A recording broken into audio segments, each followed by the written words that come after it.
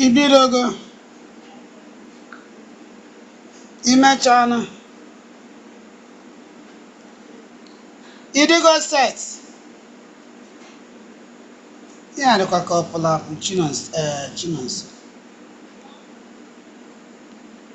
Yeah, good afternoon. All anyị abịakwụkwọ ọzọ na Anambra election ebe GGM nọ na-akọwalụ ndị mmadụ maka ndọrọ ndọrọ ọchịchị. As a reminder, GGM is set up to serve the interest of the masses. I mean public interest. Maka equal masses or the public interest. The bourgeois, I mean the elites. We have the political, the economic, the religious, the cultural elites in our society. They can always take care of themselves. Their interest, they can always take care of the interest. Historically, is a known fact. So GGM is targeted towards taking in charge of public interest of the common people, of the lay people, of the masses, of the ordinary people. So that is why we set up this platform. This platform has existed for almost 10 years. It's self-funding. We are not partisan. No, we might have political interest because onye na-eme ọfụma, onye na-serve the interest of the masses ka anyị na-eso. But onye anara represent the masses, anyị sogide anyị withdraw na correct kwa ya na-emekwa nke dị mma. Tatakwa emekwara m invite ndị na-represent LP, that is Labour Party. Enwekwara onye APG APGA mere invite, mana esendikwara nye this media platform link, this platform Zoom. Ọbịakwa anyị agba ya ajụjụ ọnụ. Then onye APC esendikwara m APC, ọbịakwa anyị na-agbakwa ya ajụjụ ọnụ. Ịma na ụfọdụ believe na ha nwere ego na ndị mmadụ dara ogbenye. They have weaponized the masses with poverty and hunger. So they believe na abịara atụsala fa ọka, they vote na ego na-achị ụwa. Ụfọdụ believe na ọbara uru convince the people. Na the only thing they eji convince favor ego, ihe na-anụfe ego ewere ya. So onye LP ga-amarụ ma ha enwekwa ego ndị APC nwe. APC wa Abuja Tinubu, ha nwe central bank. They can offload all the money in central bank. Onye nke APGA ji tax Anambra State, budget Anambra State. He can afford to pay each voter 50,000 naira on election day. So LP enwere power haji. Na central government, Peter Obi ejiri power. Na state government, Peter Obi ejiri power. So all message go eji convince ndị mmadụ. We are here to hear that message. My sister Nkiru, anabata gị n'ọgbakọ GGM hour. Daalụ. Ndị be anyị daalụnụ, Maazị Ndubuisi daalụnụ, anyị abịakwakwa ka anyị si abịa. Enwekwa onye otu anyị n'Enugu, ambasadọ GGM nọ n'Enugu. Ọ ga na-etikwala anyị ọnụ n'ihe anyị na-akpa. John, ekene ndị na-ege anyị ntị. Good evening, I'm sorry na but I'm a little bit late. Okay, late. Daalụ my brother. Daalụ. We stand for good governance. So onye APGA batakwa mma akọkwa na ọ batago. Okay, omekwa onwe introduce. So Nkiru, anyị kwu maka ụzọ yesterday. Akọwasịa etu gọvanọ Soludo si alụ ụzọ. Gị nwee kwuo etu Moghalu plan onwe ịfụ na alụrụ ụzọ. Mụ akọkwa maka GGM position because I'm here as Ambassador General of GGM to explain to our people the standard, what GGM standard is, so that onye na-achị ọchịchị ọ nara emeti that standard. Anyị akọlụkwa ya to order. si na na-akwa emit that standard maka enwe ebe mfụ ife onyonyo Chukwuma Soludo ya na Nnewi so na-agwa ndị Nnewi na ụzọ emebi buru ibu nyapụta lụsịa nke akpọkwa ya na fonu si ya na enwekwa ebe ọzọ nya lụsịa nke akpọkwa ya ebe ọzọ si ya na enwere nke dị very important so ihe GGM position GGM bụ na ọ bụrụ ya ọ nara egosi anyị class as a global personality travel all over the world and bụkwu economic consultant to head of states. Klaasị GGM bụ ịbata n'ọchịchị ị ga-enwe template ị ga-amalụ the number of rows niile dị na Nnewi ọ bụrụ ndị Nnewi ya ga na-akpọ gị ọ ya ka iji bụrụ ọka mmụta ị ga-amalụ everything consultants inyefe the contract they give you all the rows ma nke dị mma ma nke dị njọ so ọ gị nwa ya amalụ the plan ị ga-ejelu ya malụ the how much ọ ga-cost gị elu ya malụ the quality of the road malụ the standard of the road malụ ebe ị ga-esi source the fund ọ ya ka iji bụrụ global personality source fund you can go into bond market you can even if you connect with the people can raise money ndị Igbo ndị Nnewi raise 1 trillion naira to construct all the roads within 3 years. It's done, but you have to connect with their emotion. So all for that nke ụzọ but tata ihe anyị na-ekwu maka education because enwe ihe ngụta na Anambra si na ndị nke mbụ first position I think under Peter Obi under Obiano amara mma ha let me not say exactly what happened under Obiano mana ọ bụ under nke Peter Obi ọ ma na ọ kpọtara to first position so ndị Obiano I think a third position or thereabouts but under Soludo kịta anụnwa I say not 30 either 31st position or 33rd position though Anambra government state government na a challenge that report ịghọtago na ọ bụrụ na ọ dị bias so I want to ask because kịta anụnwa election in less than 32 days enwe nrọpụta for onye ga-anọchi ma Soludo continue for second term in the office achọrọ m ịjụ Nkiru emesịkwa John atụbata maka etu ndị Enugu si eme their own etu Enugu si eme their own Nkiru kee atụmatụ Chief Judge Moghalu nwe iji mee ka our education being the LP person iji mee na ndị Anambra na-enweta quality education daalụ ndị be anyị galụnụ anyị abịakwa ọzọ ka anyị si abịa n'ụbọchị taa abịa na edukeshọn unu mana eji edukeshọn wee mara Anambra kedu onye wetara anyị independent kedu ndị fight for independent asị gị na Zik of Africa eji edukeshọn mara Anambra wee mechaa Anambra wee nyụbakwa ka ọkụ okwute ndị Igbo Peter Obi wee bịa wee wekwala ụlọ akwụkwọ nyekwa ndị ụka maka anyị ma nọ ndị ụka na-azụ mmadụ ka ị na-azụ mmadụ na edukeshọn ị na-azụkwa ya n'omume maka iwere edukeshọn tile omume onye ahụ abala onwe ya lụbalụ society ulu and education anyị na-afụ kịta bụ type and paste mana ije na western world ụmụ ha niile n'ebe a nyenwa na-ejekwa ebe a na-etestify ọ bụrụ type and paste nwatakịrị ga-agụba akwụkwọ gụchaa ọma defend nwe ihe ahụ ọgụ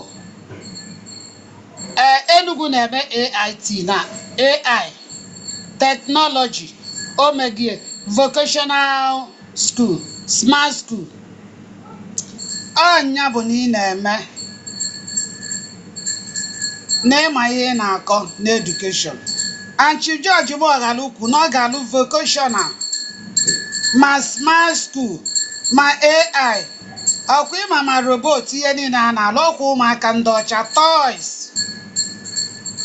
vocational wee nwatakịrị wee n'oge tinye bi ebe akara aka ya dị ị ga-afụ ụmụaka ndị bido n'oge kpaba isi right from primary school efu ndị na-akwa akwa efu ndị ọ bụ military ka fa chọrọ ije fa ada wọchị ma nke ndị China Dr. George wee kwuo n'otu a ka ọ ga-adị maka ivi running mate amanejigo all the principal Ifeoma Okaro na Anambra State so mfawa afụgo lapses dị n'education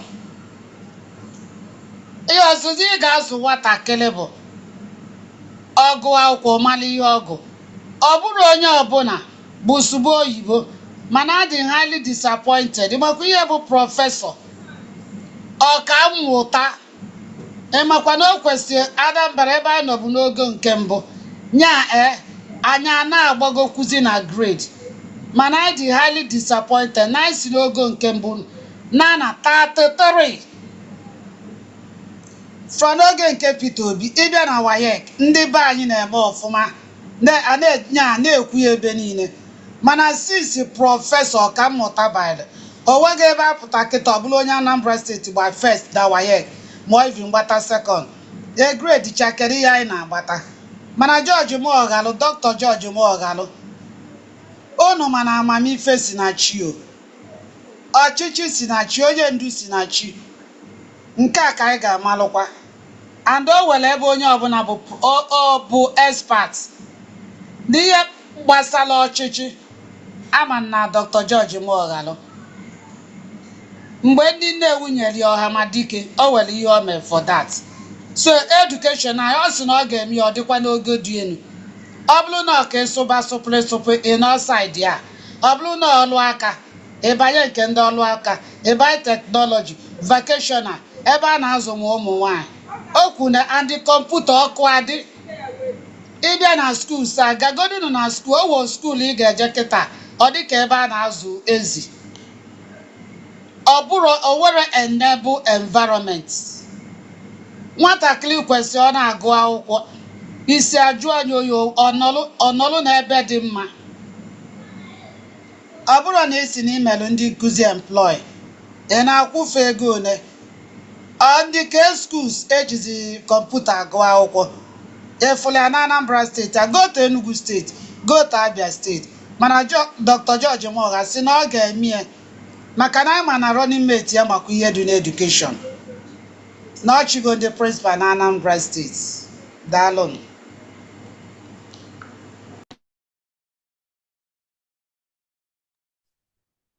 All right, my sister, thank you for your submission. I represent Chief George Moghalu of Fuma. You are the voice of the people on the street.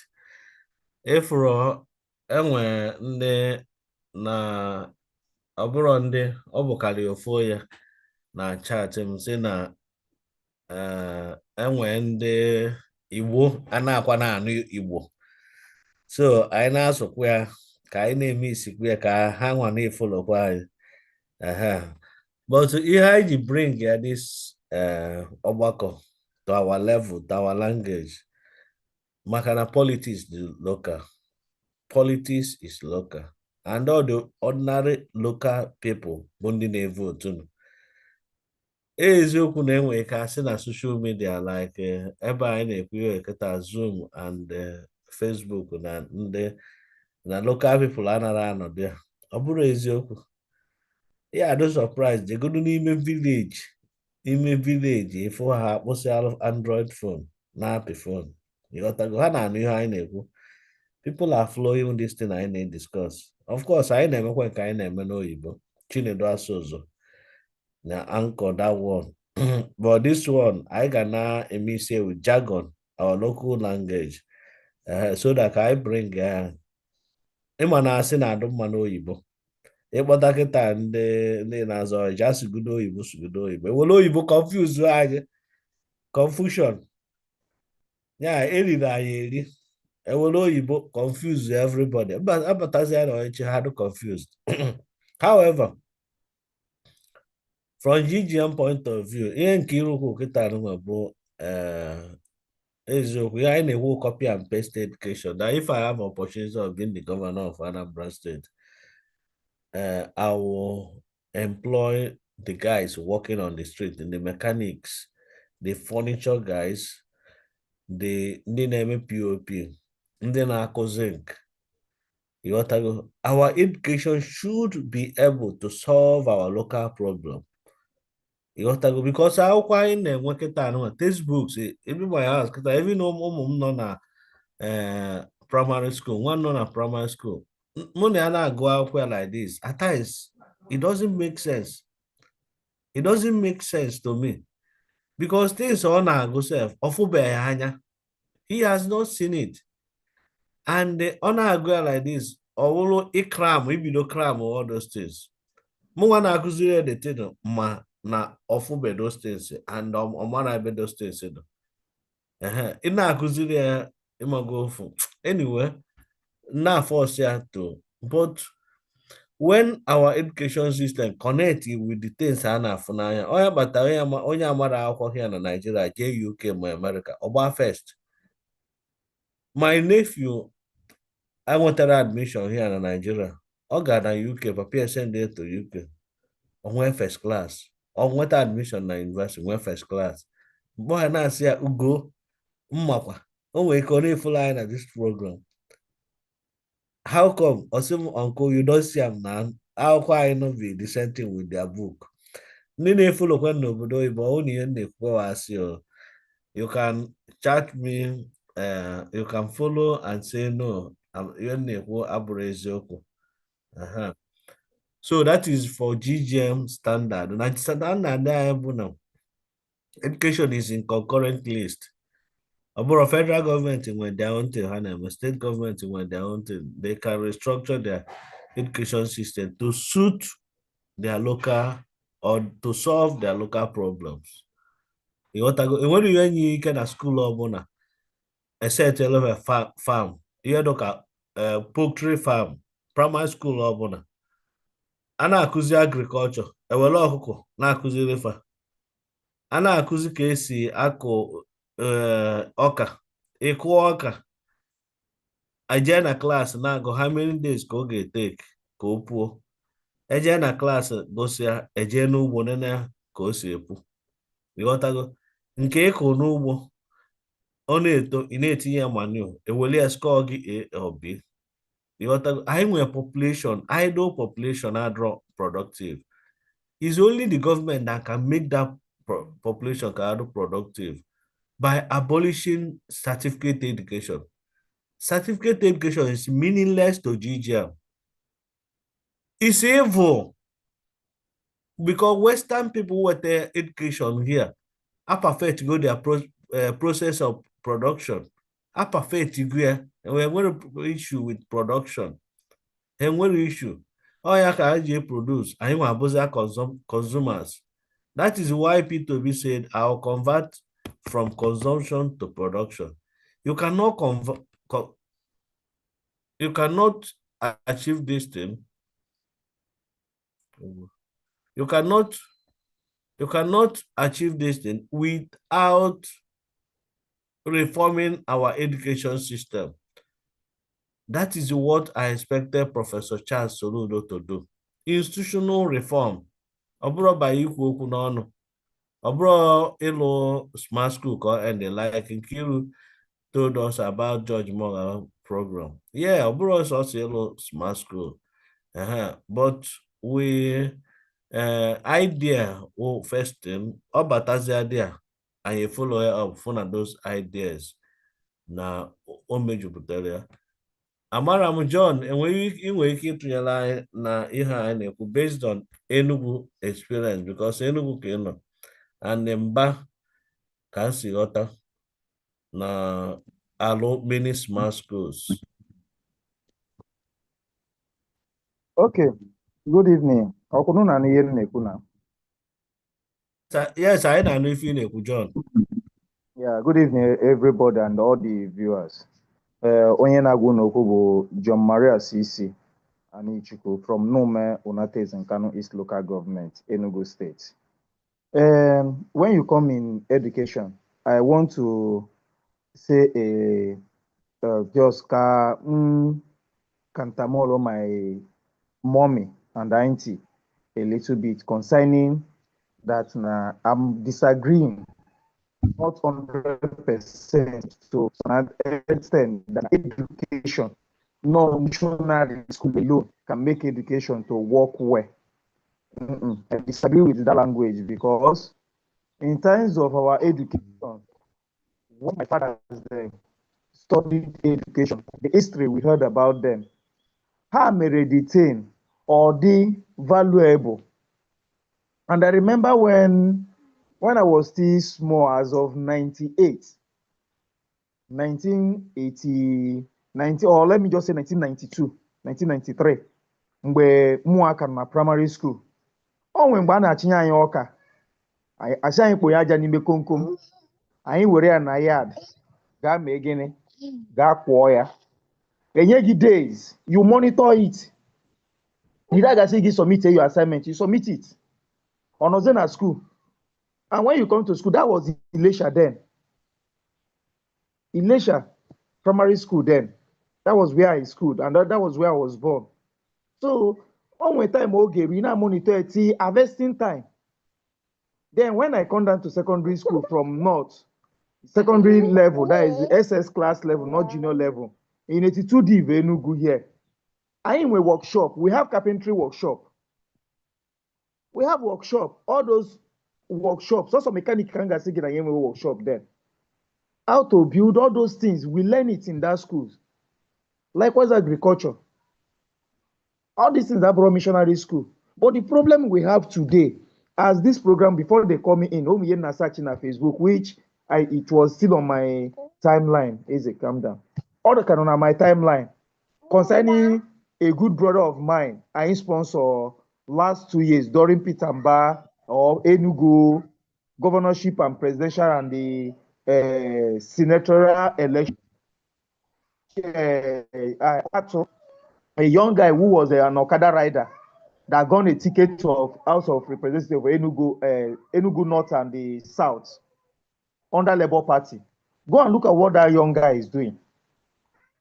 It was the first senator to complain in the House concerning concerning this, what is it called? Night Mile Road, that dangerous track. Now look at the empowerment on our empower the youth under his constituency. The problem we are having in this nation is to have a leader who have a mindset and have the people in mind.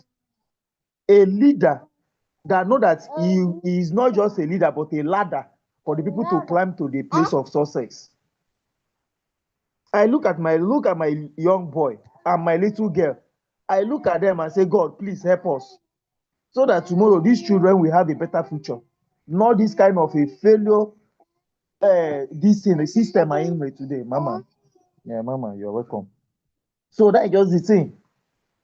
If the government want to make the education to be 100% better, the way they themselves study, they can do it. I don't think many of them go to missionary school to become what they become. Though I don't blame some of them, they are not educated anyway. Some bought the certificate. Some of them bought it because I believe when you pass through a normal training, you will do something as somebody that have not even learned anything. I believe that. I'm sorry if I speak maybe harsh or maybe I speak disrespectful, but the gospel truth have to be speaking. It is time we tell ourselves the gospel truth. Come down to Enugu State. Pitamba, I still say it. I'm not a campaigner of Pitamba. I campaign seriously against him. But today, Obriya major confession to Chineke Gbaharam. I won't lie to you. I will go to confession and say Chineke Gbaharam, because it's not my fault then, because we are tired of PDP and APC then. We need a change. But see it today. him himself know that yes, the people is tired of him.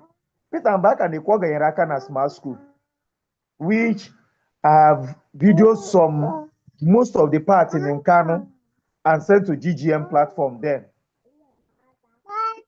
I was like, nah, this guy gets you meet up. He build this smart school na for Sambon. Nko bidu go na beya. Bido go ọrụ that period before or commence and ọzọ. Akane ekwu na ọka na-ekwu ọ ganyere aka na smart school. Ọ ganye aka na health center. That's not all the whole local government. Once even 3 wards in your village, that 3 wards will have their own health center. Which doctor will be there at least 3 times in a week to see the people. This guy, and the company for now pure. Some places are Rochagia. Some smart stooks will start work this September. That was the thing. Tamina, Ogwara in a Tamina Garoro, or Daiki Yegulego, and that Tamina Bidogoro. Before you know what happened, Gayaka na Tamina. Tamina, which Sandu BC, you yourself, you have confirmed it. It's like you are going to Mutala Airport, or even better than Mutala Airport. It's like we are going to the railway airport. Either one railway airport and a advert and I think in the north side. Very sweet and nice. Okay, now, Ogayaka Nozo. How is this guy getting all these things? If somebody told you that there is money like this in Enugu, that a governor can do this kind of a thing, I can't believe it. Before a tenor will pass by. It reminds me, oh, Chetere Mungbe Soniva Pataroche. Before Sinomodika, this guy, Ruru Soniva, but today, in fact, on that 3 years, Soniva, he has beat the record. And it's a kudos to him. We need a leader who have the people in mind. He organized everywhere. At the beginning of Monday quiz, at the beginning of Mondays, because when he started, people started complaining. Okurie shop, Menka, what is it? Ndi na-ekpo deti, otinye ego na deti, otinye ego na rentage, I mean housing, the landlord and all those things. Yes, but now we are seeing it. We are seeing it, we are enjoying it. He's embarking on green farm, which some places have started doing it. This is what we need for our people. Onye ajụrụ ajụ ada ajụkwa n'onwe ndị be anyị. Ha sị na o nwee uru anyị ba ka anyị kọsịrị ha na anyị ba uru. Nna anyị ha ji agriculture wee bụrụ ọkasị akasị before the Biafra war and even after the Biafra war. Today, most of our people are living that agriculture.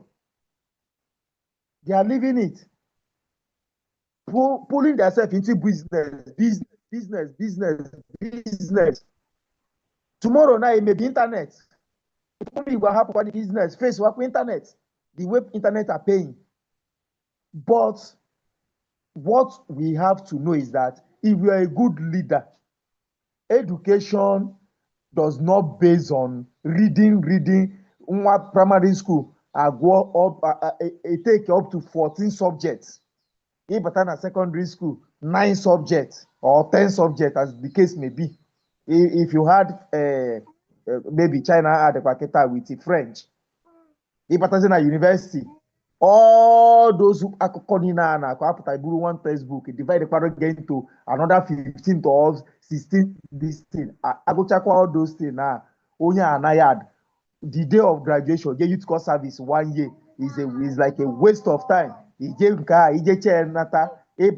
not Yahoo and the what is this internet what is it called bloggers and all these contest creator. I pity mom here Nigeria Agabu today with the kind of youth we're having these days. I'm mom here Nigeria Agabu. When you just said the youth course service, Onata is that on a village, yeah? Obuno with creativity is on his head. Obido content creator. Or a skin. Ogeji will live a life. Ndi kefe that na for since how many years we have been schooling. Then what is it? Is it certificate and all depend on government work. I went to government work. Are they frustrated? Because now the university I go Hagaro for the 4 or 5 years or 6 years I spent at the university. Tọsa akwụkwọ ka ha na-agụ. Ihe nwe ha na-agụ, they did not practice it. Ọ ya ma ị ga-eji wee fụ mechanical engineering, moto emebie n'ụzọ, na-achọkwa mekanik na along the road ga-emụ ọrụ ka o doziere ya moto. So our government, they have 100% right to make those education even better than missionary zone. We don't need to depend on missionary schools. I really appreciate them. They are trying. I'm not against them, but the government have to do the right. FGC, Nigeria Federal Government, FGC, Federal Government College today. What can we about them? Are they still functioning the normal way they function them as of 1988? Are they still functioning? And how can the school these days? If the student can come out and be proud of going to that school. Technical schools, what is it? Can they write anything about our technical schools? And these are the things that the government trading. You make them know what is in trading. Go business and they shorthand. What's concerned shorthands in exchange ego? I say we shorthand na business, this and that. All those things have to be taught. When you are teaching them, you give them practical. They know about it. If you weather, if you carpentry, all those things need to be in schools. Get those people professional about them. Let them come into the school. All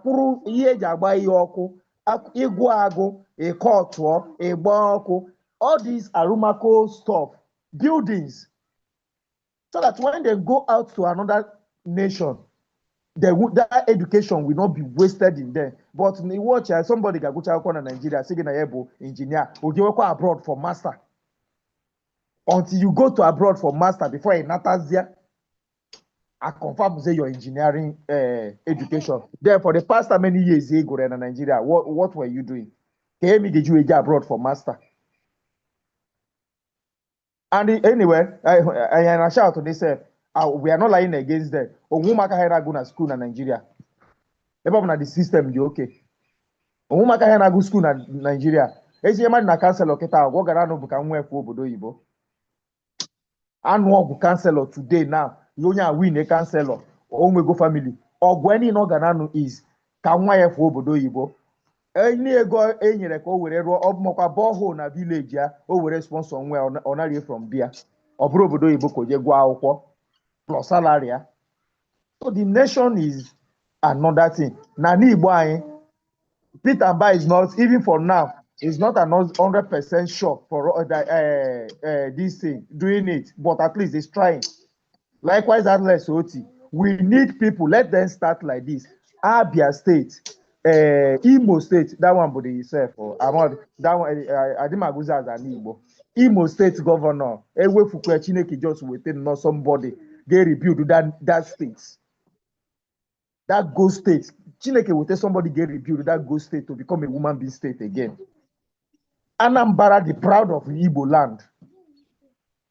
We need somebody the okay, not Ndoku. Not Ndoku. When you talk about Tinubu today, I'm thinking of Tinubu and you're going to not on here. And I hear you, yeah, we're power will here. And because you were power will, we need somebody the okay. Hello, and John. he's showing us the pepper.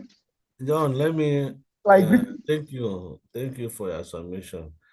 Man, there's something I want to ask you. A lot of people now complain na tax Peter Mba na amanya na ndị na-azụ afịa ya na ndị nwe ọlụ aka ha na complain na ha na-akwụ so much money na demand wicked although sensitive of alpha people na-ata so na tax ọ na-amanye dịka onye nọ n'Enugu na-anyakwu moto na-aga ka ị ga-esi respond to that kind of people's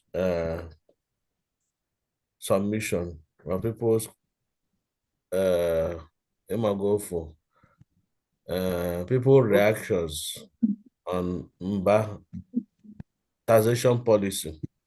Thank you. Okay, Ibia Nada area. Yes, some market people are complaining concerning his taxation these policies. Like drivers now, when you wake up a day, all these mini buses, buses, even in Terana, Ishini Nebumoto Gapu today, be rest assured that you pay your 800 before 12 noon, 12 p.m. After 12 p.m., you open again a task force mezikwa. It's left for you. Email connection, amount rig too much. Email connection, ego no again. You pay it. So you get it. And for you to avoid those problems, I think it's 800 for a drive a day is not much. It's not much. Even one problem I want to Nigeria is that now we think that now we thought that now I have people, I have brothers who live abroad. They will tell you how work is done there. In we rota 1,000 transaction again, and every 600 a day or per hour. But the government make things easy for them because it's like they provide both feeding and all those things for them over there. At least you know again, the man of your service be here there, but we are growing. At least the man is trying. For Lafia, I think if they pay by shop monthly, you have how much you pay. But mind you that now, oh, when they got say na banana hen and moto, my police driver, no, 1,008. Well, it's a very big lie. They will add it, they will times it times 2, just to blackmail the man, because I have feeling that now, yes, he's against, they are against his party or they are against him. That is our people. But the taxation, or even some announcement, and they mean a radio, some people not use it within their fellow human being. You can put some people a uniform, some drivers get some, what is it called? All these agboro before. Get plum puta, their plum. Or pay us money, where your money or your ticket no complete, this and that. If you can say enter motor, if I motor brudi go, poche motor, if you speed, I local government, unless my go slow the nose. I have done it to many of them. I have done it to many of them. With the speed, the local government straight. Mbubagini meba. Masigingwa explain why some of them I okay. Sure, you get it. Why some of them are by motor. And Peter Mba always announce it on radio. Pay your money to the bank. Don't give anybody money at hand. Onye bia iwan watra ya ibia na me go without like no face to face money. Oganga bagogo. We go fight. And the one can be the rogwa. Enugu is not like Anambra bo madina bo no wogo. Ndi no na akụkụ agbachi nkịta no na-eni anya. Agburu na madina na ọgụ. Ndị ọzọ agbachi nkịtị. Na nepụrụ onwe ha anya. Mgbe anyị bido madina bo mo mmadụ to driver for no onye drive ibe ha park ya. If everybody are rush, I got to my name. So if anybody is going to anybody to collect money in the name of Naira and Sabu Pitamba, it's better go and pay in the bank. Pay the money to the government pocket and show them receipts. So your brother complain is either is giving money to wrong people. Because some Pitamba say give for 20,000. Somebody buy in like 15,000. Can you give receipt? Or guy in pay money to the wrong person's hand. Pay that money to the government. They are using it to work for us. So you're thinking that the taxation policies, now maybe it's too harsh on him. I don't. Yeah, what else? Person should.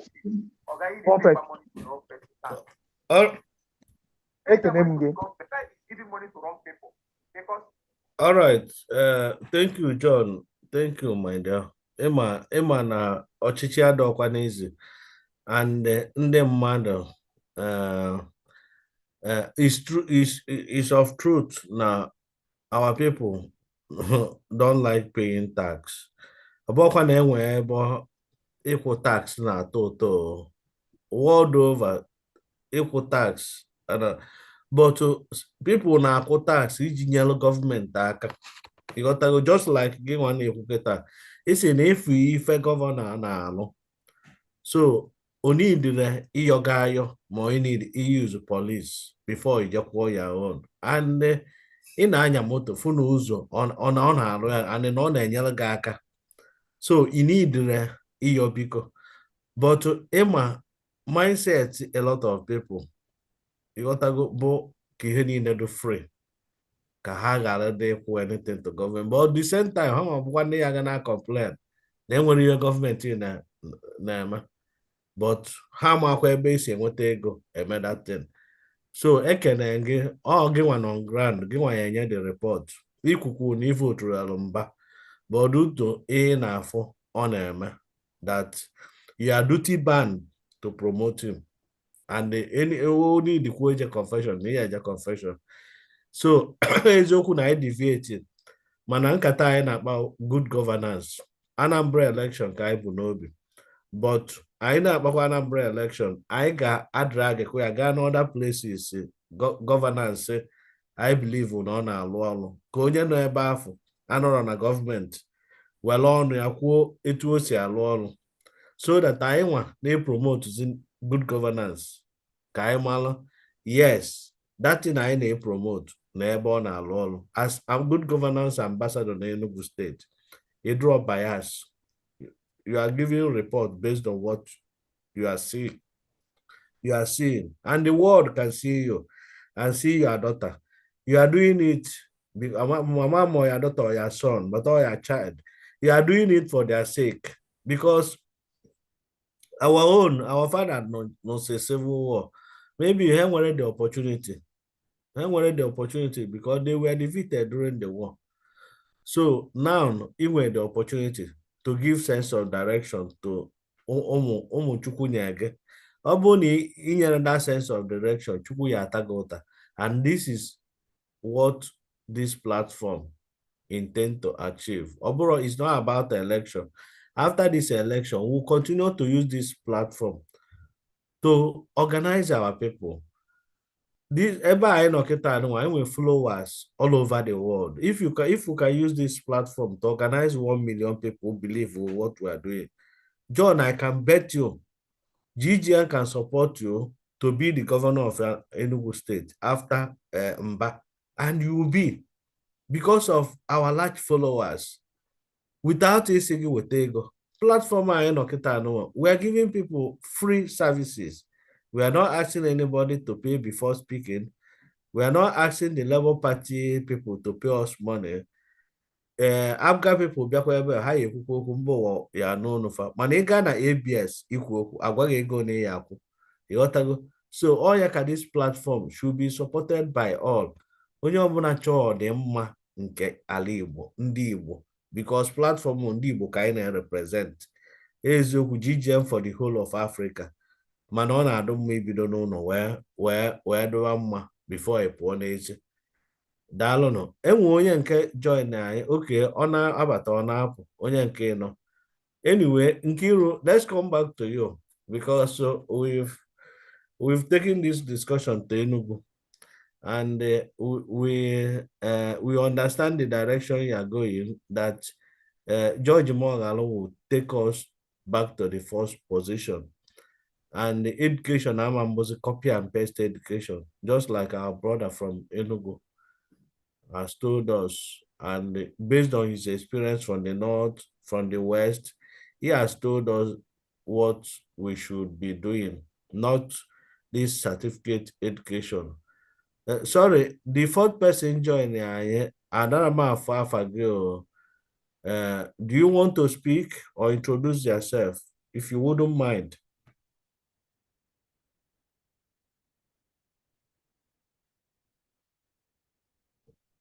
Hello, the fourth person joining. Want to introduce yourself or contribute? Unmute yourself. Okay, yes, it's not here. Maybe on the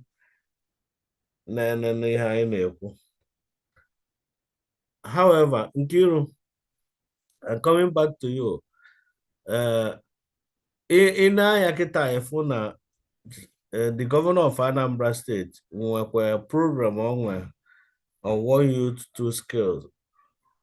One youth, two skills. That is part of education.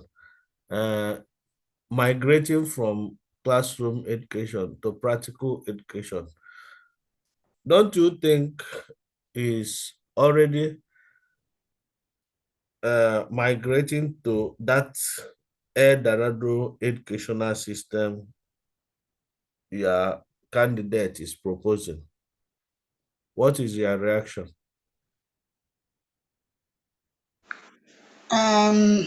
Ajụjụ ga-amaka.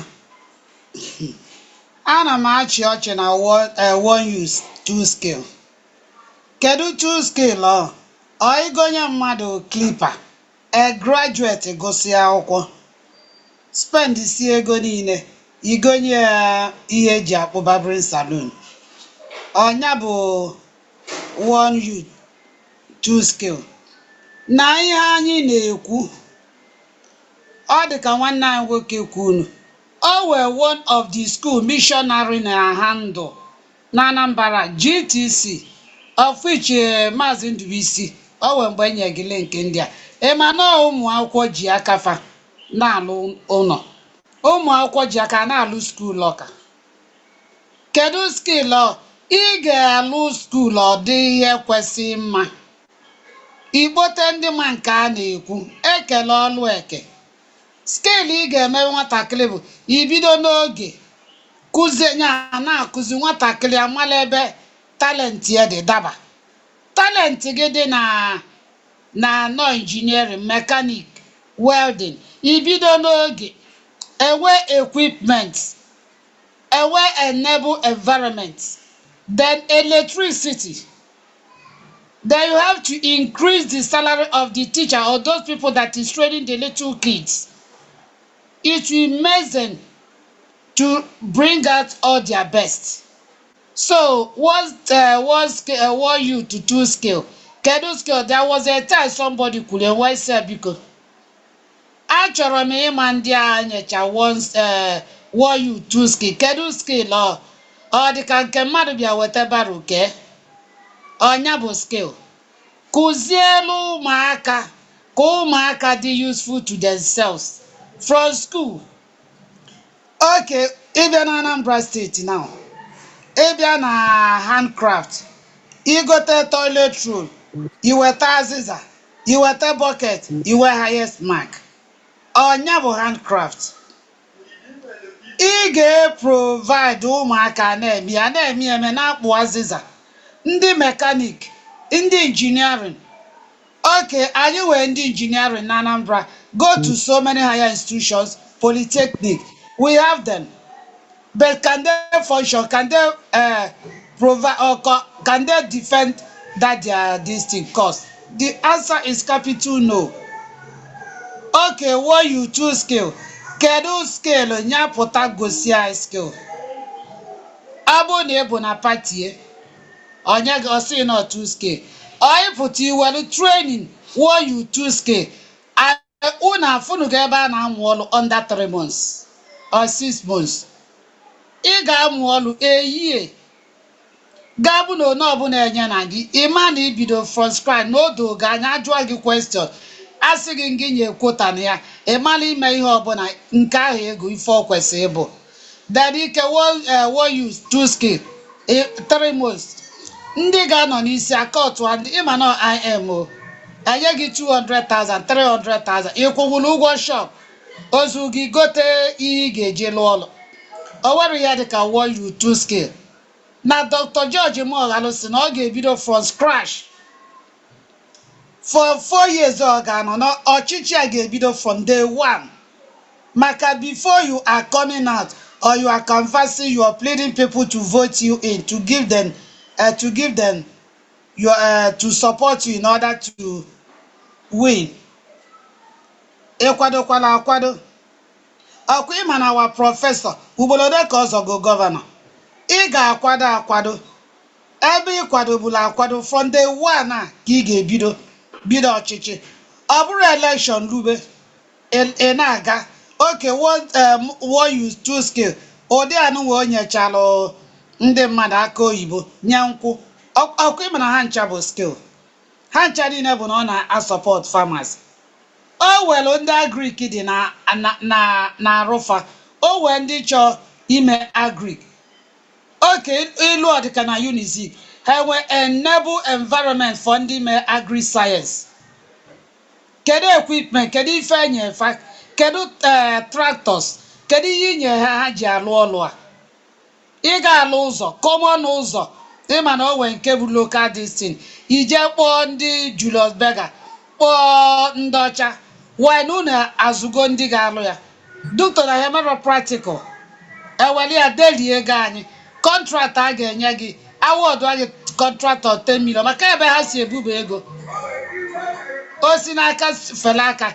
enye gị 1 million naira otu if you don't have to onye ọzọ asị gị na ọ ga-eme alụlụ ụzọ na-aga ọkwa ome na ọ bụ ụzọ esolu gị na-aga a na-alụ na-aga ụzọ emebiri na-aga onye bụ one use two skill o nwere ya dịka one use two skill mana Dr. George Moga sị na nyanwa ga-ebido from day one unu amakwa ihe bụ vocational something ị ga-afụ ụmụaka ebe a ka esi eme a na-azụ ụmụaka na-akwado fa ịba be mmadụ ịbala onwe ha uru ndị ga-esi nri ndị ga-eme ọlụ aka ndị na-eme catering ọnya bụ vocational ihe ahụ chukwu gị epụta ife n'ihe ahụ imesi anyị inidi ọzọ ịgụcha akwụkwọ ị ka na-ebe papa nye m most of our graduates agụsigo ndị ji pụta 2-3 years mana ha ka na-aza mama tansa mama tanku ihe aja bụ akịta bụ yahoo in order to me ụmụ nwaanyị awụsalụ ọkwa nwoke rijuo afọ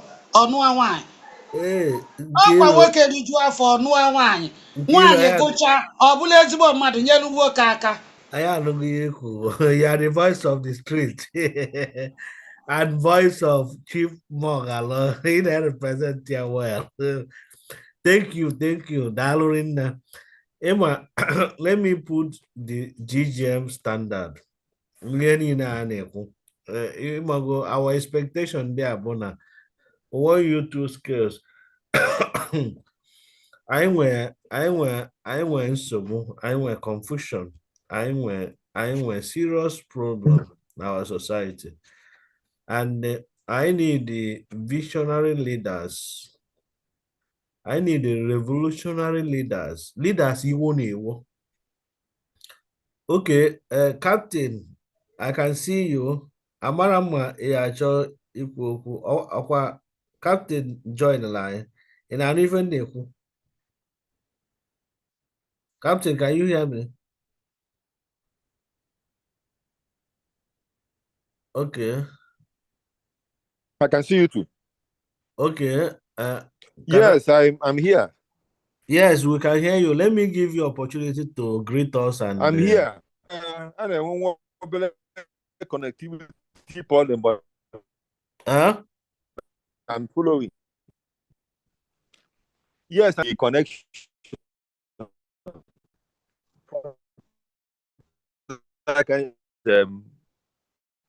Chairman. Hello. Oh, connectivity issue. Our problem here. We are breaking in now.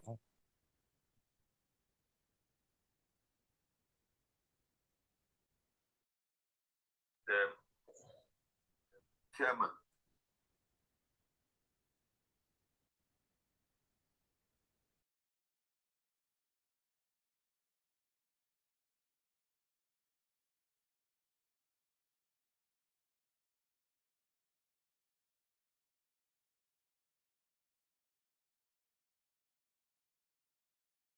All right, no problem.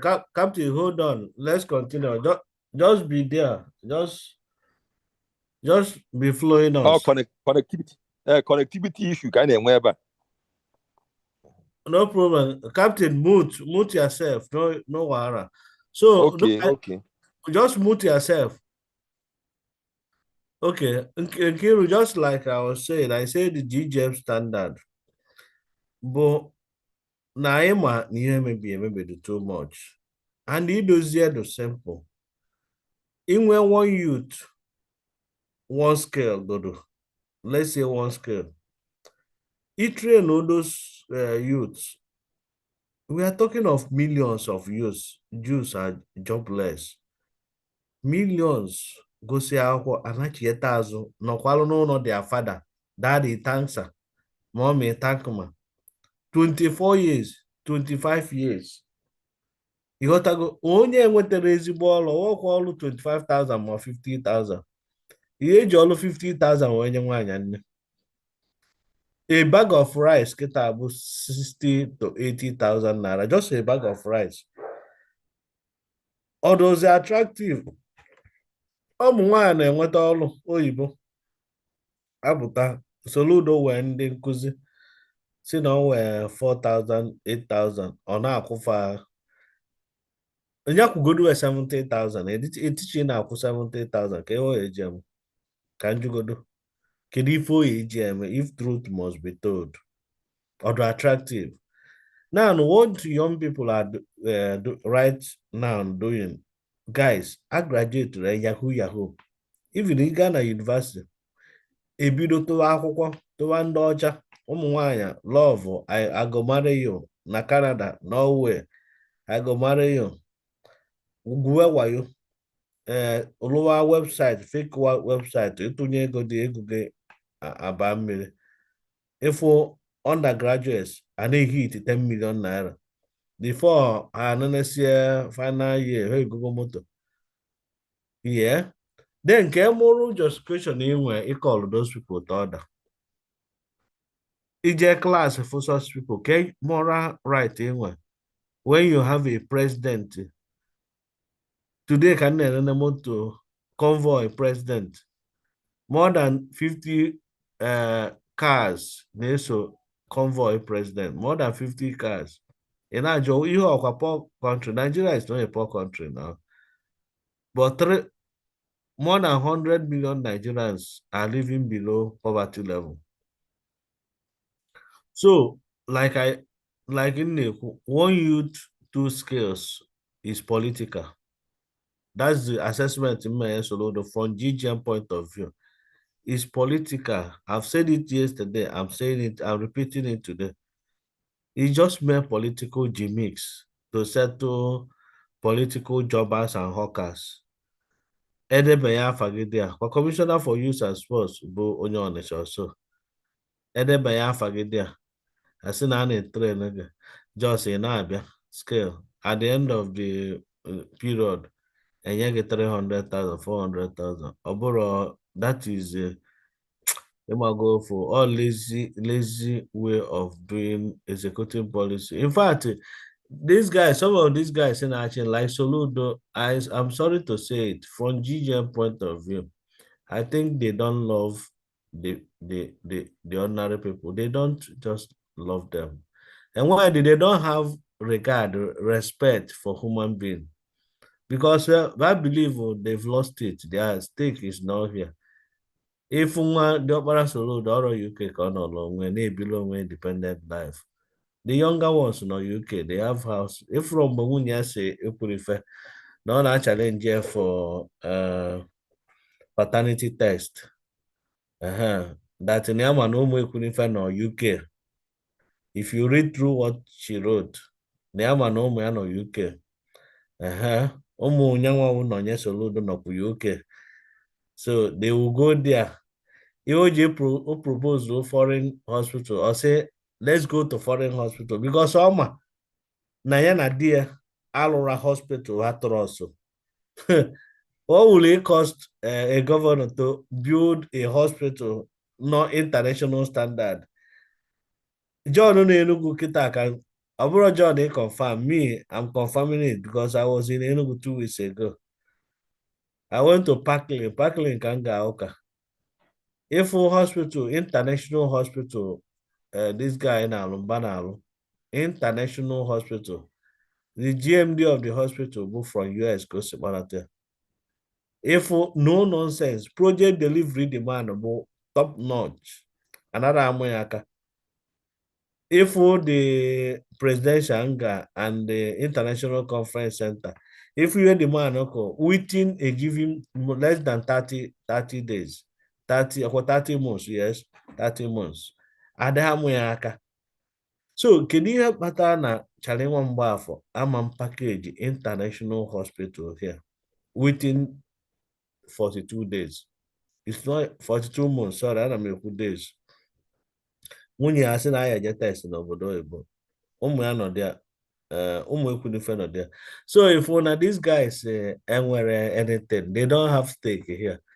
So ọ ka unu ghọta ebe a na-eje o ka unu ghọta, ị ga-enwegodu stake, show empathy to the people. So mgbe ọ na-asị one U2 skills, kedu ihe mee na ọ yara enwe program train medical doctors? Ọ bụ competitive exam, Anambra State Government enwe scholarship board wee sị this is the standard exam. Ị pass ya this thing ije medical school, mmadụ 1,000 every year. I want to have 1,000 trained one or 2,000 medical doctors every year. Nyabolo investment, he can export them. I want to train 2,000 medical and or again, not through political consideration, but a pass an exam, you go straight to that university, Anambra State University, Anambra ye train again. It will say sign a bond.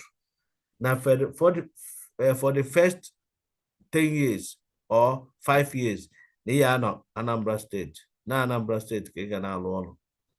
Then after, ị nwere ike travels ebe ị chọrọ ije. Ha na-train that medical doctors ọ bụrụ is export, because any medical doctor jee UK, of ịma nọ export, because ọ ya ga na-esend ego n'ụlọ. Ọlụta ego na UK or send ego. It's just like exporting oil. You got to go. We have enough human resources here. Why not harness those human resources? Then again, scale a na-ekwu maka ya. Ese itrain si na ka m were building or IT writing programs. Itrain si there enwe industry ị ga-link those people to. Enwe industrial linkage. You got to go. If a government nwee plan, ọ ga-enwe plan like aviation, this Enugu flow to airline. The next thing I said, School of Aviation. School of Aviation, from that School of Aviation, Elobana, Enugu Air, or connect it to other airlines. That is about industrial linkage. From training to APGA law. Is a lazy way of doing things, visionless and wicked leader. Gapota, or say you want you to scale, even say on 300,000 naira. Oh God, that is wickedness.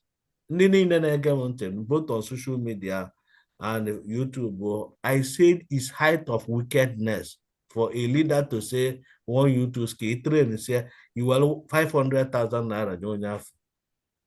Yes, indeed, the Ghana would because I see them around. If I criticize go, I say, they are 500,000. He was slaves, another one all slave. Many of them are slaves. They have a choice now. Anyhow, 1 million naira na money. But what is 1 million naira to the current market? Can you only age a bit? It train to say somebody worth 500,000. You can you age a bit? Our shop. So look, don't worry, go na age a shop, knock here.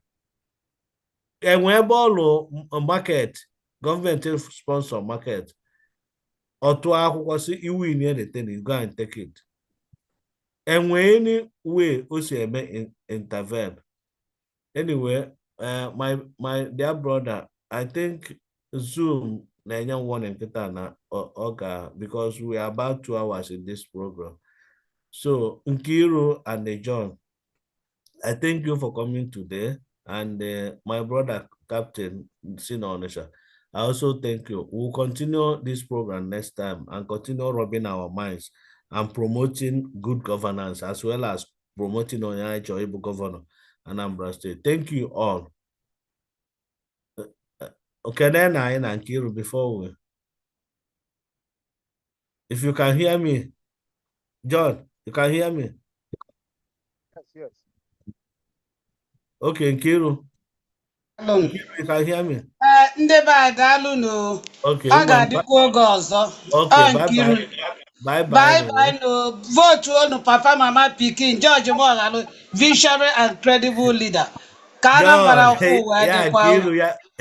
Yeah, I go for this thing. Anambra ọfụ wee dị o. Ka anyị Yeah, ka abịa dịka Enugu ka ụmụ anyị ndị n'obodo oyibo tụnat gwa ndị bụ na ebe ọbụla ha nọ papa mama pikin with George Moghalu dị Anambra is free Peter Obi kwe